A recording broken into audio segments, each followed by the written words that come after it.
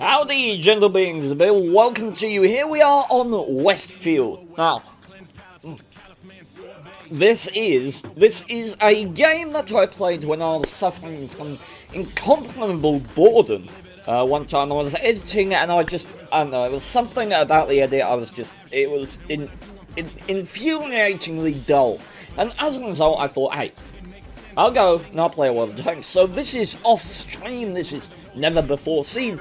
Yeah, I ended up having this game in the Conk, which I thought was worth looking at for a number of reasons. One, it's cool, and two, it really emphasises some of the key points about the Westfield map, which I wanted to cover as well. Now let's talk about the Conk, shall we?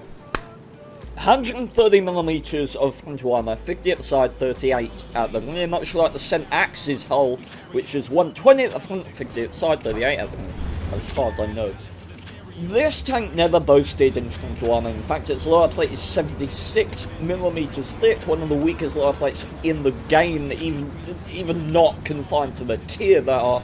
The IS has a stronger lower plate than this tank. It really does not care about its frontal hull armour. Where it excels is its frontal turret, combining 7 degrees of gun depression with 254mm of frontal turret armour. Watch this. Really? 259mm of pen with base AP, 326 with APCR. Now, the Conk's got 5.71 grams per minute. As far as I know, not having confirmed this, that gives it the highest DPM on any tier 9 heavy tank, and that really does allow you to push the tempo on things like M103s, E75s, ST1s, anything you meet that's the same tier as you that has around the same alpha damage.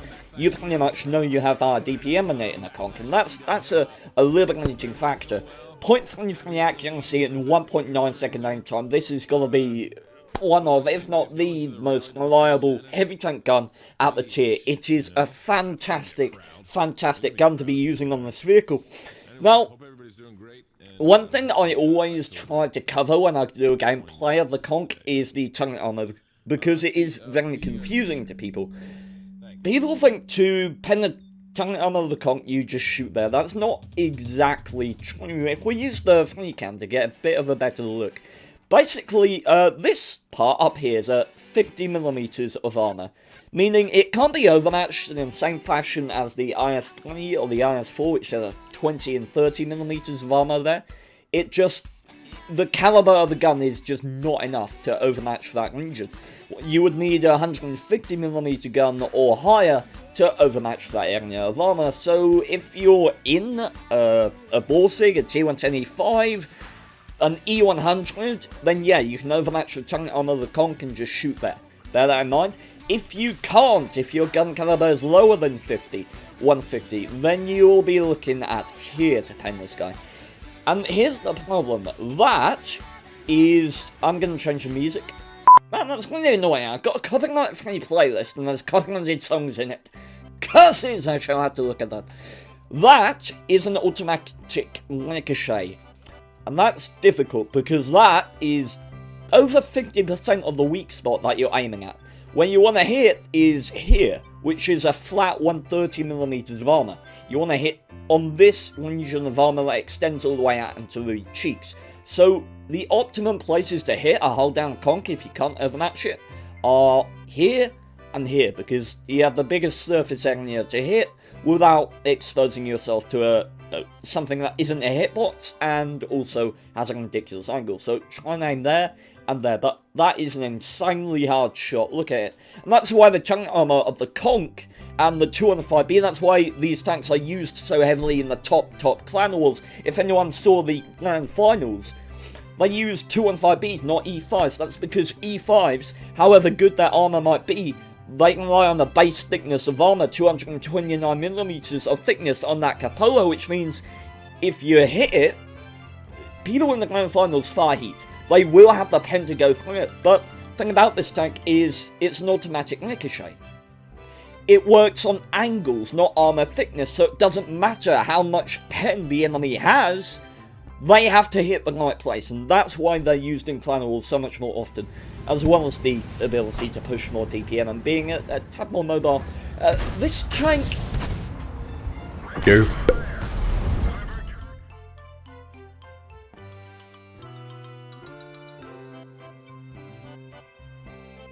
Really? Really? Herp-a-derp-a-derp. I know, I'm well aware I've got 50mm side armor, but my side armor is entirely spaced. That guy came derping over, herp-a-derp-a-derperson, and just hit right there. The only place that he could pen me with that shell and he hit. He didn't even aim! He just popped over and derped, and I lost almost 1,000 health for it in a tier 9 heavy. This is what you gotta bear in mind in the conk. Now, at this point, I'm playing off stream, and that I'm a might activated, so I push over to kill that guy because I was angry at him. It was probably a misplay. Could have got shot on TDs, but hey, I didn't. I got my invention. Now, Type 61's firing heat with that stock gun.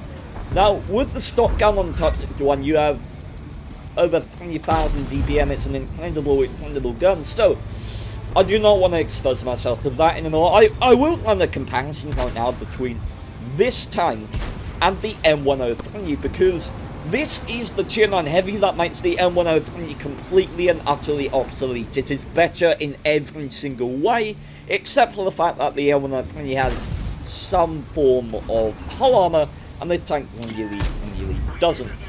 This tank has better rate of fire, it has better accuracy, it has better aim time, it has better pen, it has better turret armor. It has better mobility, even. It really does beat the M103 in every single way. It has better hit points. You get a lot of hit points on this tank. More than the E75, which was 1,920. This tank is absolutely incredible. Now, you can see I'm really not keen right now. I am not keen on the idea of sticking around here. Wow, my funny camera mod has glitched out my zoom function. Oh well. I'm not keen on sticking around here at all, so I want to get out. I know... Let's look at why I'm not interested in this fight right now. It's because I've covered before in a concept review the idea of multiple lines of engagement, which is exactly what the enemy have got now. Now, I discussed how effective multiple lines of engagement are at winning situations, and I know that. So I'm not going to push into one, because I'm not a dumbass. I am not going to try and attack into this situation. I've got a Yak Tiger there, I've got a WZ on the side, Type 61 as well. Bullseeker's unspotted, they've got an E50 unspotted, although the E50's got a kill, and nothing has died over here, so we can work out from that that the E50 is on the other flank, so that's not a concern at this point, but still. It is not worth me losing the remainder of my health pushing into that engagement. I do not think it is the right place, so I'm gonna relocate. And I'm going to look for a way that I can change the engagement up on the enemy. What my objective is right now is to get a situation where I can decide how many tanks engage me at once. Over those hills, I just can't control the engagement enough. Right here, I can put buildings between the guys on my right, and I can focus up on the guys on my left. You can see how this positioning affects my gameplay. I can engage that Yak Tiger without getting shot from here, which would not be the case if I went over there. These guys have incurred a lot of damage from people at Type 61 on the ridge line. Meanwhile, I can come around here in perfect safety and take out that Yak Tiger because I knew it was a better place to make an engagement. Now, I'm going to put out some harnessing fire into this Type 61, but this right there is just awful. I mean, really, they are trying, these guys are all going to die. Every single one of them that tries to push over that open land is going to die. Not just because of the Type 61. There's a bloody Borsig in one of the bushes down by... the camera's glitched! Okay, we're good. So yeah, there's a Borsig sitting back here. And the enemy have got fantastic positions right now. I mean, well played to them. Gotta give it where it's due. WZ is here. The Balstic is here, right? The enemy can't push on that Type 61 because they will be murdered by the Balstic and WZ, and probably the E50 will have shots if they engage him there as well. And our team can't push that Type 61. They can't push these guys because they got support from a 12T and an E50 who are unspotted out wide, not to mention a T20. And they can't push on this RU because of the same reason. They can't push on this Type because of the same reason. Right now, the only correct play is to chill and wait. Be patient. Wait until the enemy make a mistake. Wait until they push out positions, because attacking right now is going to get us killed. We've got to whittle down the enemy team. Take some health away so that when we push in all together as a team, that we have actually got a chance of winning and not just getting shot to death by stealth tanks because the enemy have got spotters. Unfortunately, this is a random game of World of Tanks, and that is not going to happen. And so, during the next 2 minutes, my team is all going to YOLO out into the open, die frontlessly, and leave me remarkably alone in the world. In fact, you know what's funny? Is the only tanks that are going to survive their own incompetence are the tanks that are physically not fast enough to get themselves killed, which are the 87 and T95. It's my firm belief that if those guys were in any other tanks, they would have joined my team in their completely useless demise. I don't know, is it that hard to see that it's very clearly just a terrible play to do what my team had done? Like, KV5 and the RS, they're sitting ducks now. The E50's on the high ground, they're in such low ground, and what use is cap pressure when you got WZ and Balstic can take the high ground here, and the E50 here. And obviously, I talk so often about high ground and how important it is, and you see that in my game plan here. I'm waiting on this highland here with my AG7, with the T95, and I'm not pushing. I'm not going anywhere near that ridge line, because I want to wait. The ball's in the enemy team's court right now. I've got to respond to whatever they do, but I can't push the tempo from this situation because of the way the enemy are positioned. Now, the E50 appears in the cap circle, and that instantly says to me, okay, I can start being a bit more aggressive now, because only the T20 is out unspotted, and the 12T won't be able to do an awful lot of damage to me. Now, unfortunately, we missed the shot on the RU251, and I'm really not sure what my KV5 and IS-20 are doing right now, but I'm going to use their distraction, and there goes the KV5. I'm going to use their distraction to see if I can defend my own cap circle. And that IS-20 on the opposite flank is going to die very soon. Now, at this point, I don't know where the Balstic is. I don't know whether he's relocated to the same position as that RU. So what I want to do is take a wide relocation. I'm going to go as far away from that range line as I can in the middle. Hope not to get spotted by the RU. And see if I can help to defend the base. Because I really do not want to take a Balstic shell at this point. Now, there are lots of things to consider. It's a 3 versus 6 at the moment. We do have a T95, and the enemy team have got 1 Archie. Now, I see that my T95 is playing aggressively, and I'm hoping.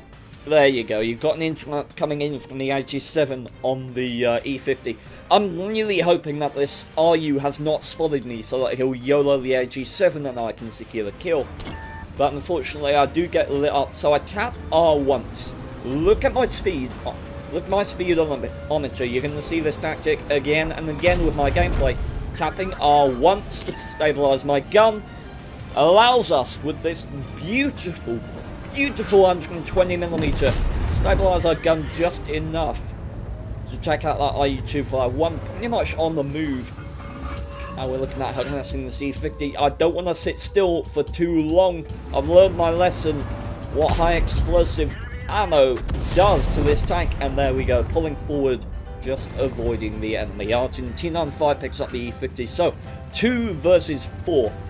And I'm going to work on taking the high ground at this point, because it is so important. I cannot let the enemy seize this land unless I have no other choice. I want to keep it as long as I can.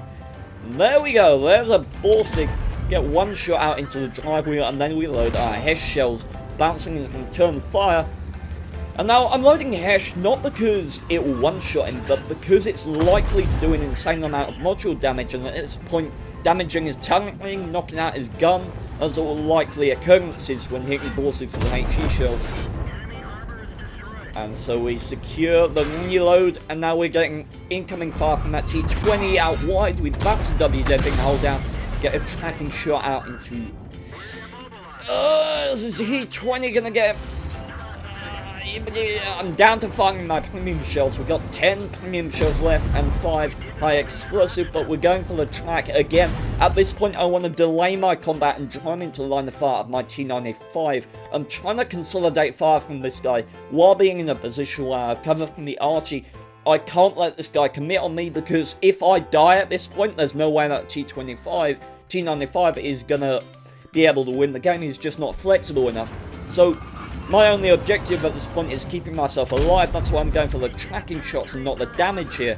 So that my main way of winning this game is going to be that T95 and his fire support. And I do think at this point I'm in cover from the enemy Archie. And physics is just saying no, we light up the T20 out wide with our amazing view range. These things are shot in, and with our premium shells we can auto-aim that due to the shell travel time being a lot better. Now what's the WZ going to do? I'm going to turn my hull here so that I can engage this T20 while being hulled down. There's the WZ coming around the corner. T95 picks up the T20.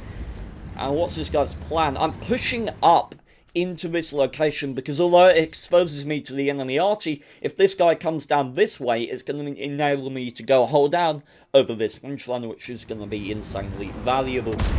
Put a shot out and push forward, and he manages to bounce off of our upper plate, and again going for that drive wheel. Well, I wasn't at the point. I think I was just going for damage, but Dystonia says, hey, you're gonna shoot his drive wheel now, so that's fun. So obviously I come down. Now that's abandoning the high ground, something that I wouldn't have liked to do, but staying in that engagement would have undoubtedly gotten me killed, and I need to consolidate fire on my last remaining ally, the G95. And I know that this is really the only safe position I have from both the enemy Archie and the WZ. Now, as soon as he disappears, I want to get out of here. I don't want to be in a position where I know that Archie's pretty aimed. So I'm heading around this corner, and in hindsight, maybe I should have pushed up in G2, would have given me more reliable support. But during this game, I was thinking, that's the first play. That Archie will be pre-aimed right there. He's not a bad player. He'll certainly be pre-aimed. There's no doubt about it. He'll be aimed over there. And I was just concerned about the Archie at this point. I was thinking, Archie. So I'm telling T95 to play aggro, and I want to make sure I'm making an impact in this game. There's only 5 minutes left. We've got an Archie to hunt down. I know I can't waste time at this point. I'm trying to get up in position here, because I'm thinking that the next engagement that will be made is the T95 versus the WZ, but it comes out of nowhere. We get a shot out. We can reverse behind this lay of the land. See if we can reload in time for another shot. We do get another one, and he donks his shell into the wall. The T95 misses, and I'm going to just take my time with this one. There we go. Right from the side, and then wiggling and dodging the enemy Archie shell, and that is 5 kills, almost 7,000 damage, on our way to achieving Top Gun on Westfield. Now 4.5 minutes left in this game. I know that's really not going to be long enough for the T95 to reach the cap circle. This is really all down to what I can do. Now this is an interesting choice. I'd like to take the high ground. Right here. I always tell you, take the high ground, take the high ground, take the high ground. But I have an ally. You're going to see me making a choice here. if I go up there, there's a chance I can be engaged alone. If I'm there and I spot the RT in this location and I miss, then he kills me. And T95 being down in this edge is not going to be able to make a shot at that location. Whereas if I'm here, if I get engaged, the T95 certainly has a shot. So it's far better for me at this stage to not take the highest land, but take land where I can still get support if I need to. Interesting decision. It really is fascinating to me. Like I always say, take the high ground, but there are some factors that mean it's not always the best play. And I hope to keep the T95 within render distance, at least of me. I don't want to outstrip him completely. I do not want to make this last engagement alone, but we're running out of time. The Conk is a mobile tank. It's a tiny bit more mobile than the M103 if you play that tank and want a comparison. But its top speed is far from remarkable at 34. So I'm poking around the corner to see if I get lit up in case he was waiting in these bushes at the top. There's 20 minutes left. Now I'm not just going to blaze into the cap circle. I want to approach through this bush line to see if the enemy RT is lurking behind houses in the back like they tend to do. And this is a nerve-wracking situation. I'm now out of the render of the T95, but I'm looking at that clock. 2 minutes and 20 seconds pretty much. I need 1 minute and 45 to cap. That's a lot of pressure. I've got to get into that cap circle before 1 minute and 45 seconds. So I come up from this bush line. And we don't spot the enemy RT skulking at the back, so our only chance at this point is to cap. As much as I would love to relocate and look on the highland, we've got to get into that cap circle. And here we go. Now I'm not gonna... I'm spotted. So, at that point all your plans basically go out the window. My plan was to knock this destructible cover down. I was thinking that the enemy RT was up on the hills, looking at the cap to see if anything fell over. I was going to knock that cover down, relocate to there, then fire a HE shell, knock these trees down, make him blind fire in positions, try and bait him to positions where I'm actually not. And then we get... obviously I wasn't going to hide behind there, that's the most obvious place in the book. But then we get spotted, and which one of these bushes can the RT possibly be in at this point? I've got to think, okay, where is he? I'm... We're done for. Everyone get out.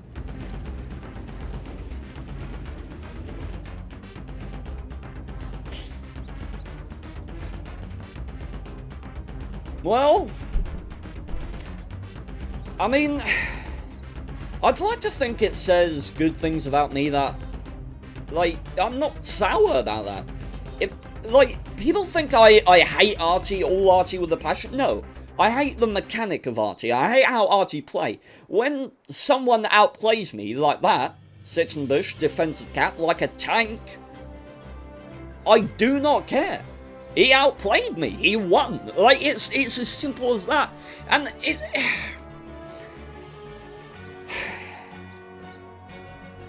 any other tank could have done that, and it's... does it make a difference that it's RT? No. Is it more surprising that it's RT? Yes, because RT usually sit on their asses and die like bitches. So... I'm explaining my tactics in the cap circle at this point. To the team who were declaring that it was impossible. And you know, I said GG to that guy after the game.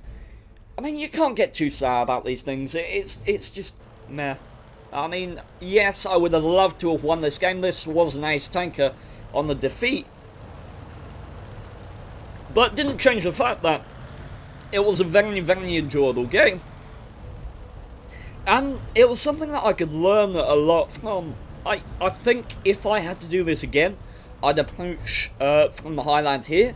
Gives me more control. But I don't know how much of that is impacted by hindsight, knowing that the RT was in this location. And if I'm being completely honest with myself, the thought process was that, okay, this RT is gonna be sat behind these buildings here in one of these bushes, and I'll spot him as I go along here. And to be honest, I probably lost this game because I didn't give this player enough respect because he was in RT. And I expected him to just be sitting at the back of the map waiting for his imminent demise and not setting up a game plan to take me out at the end of the game. And to be honest, I think that's a learning curve for me and anyone else who thinks like this as well. You've got to give players like this as much respect as an ordinary tank in an endgame situation, because my lack of respect for him kind of got me killed and lost a very good game. So, gentlemen, hope you've enjoyed the gameplay, and farewell. Enjoy your game. Jingle! Sure. No.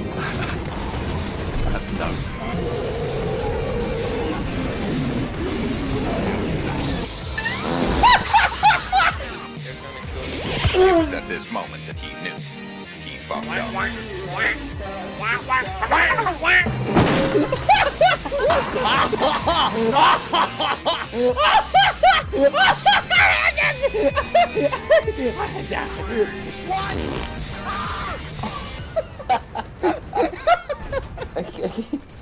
Can you stop gambling, please, killer?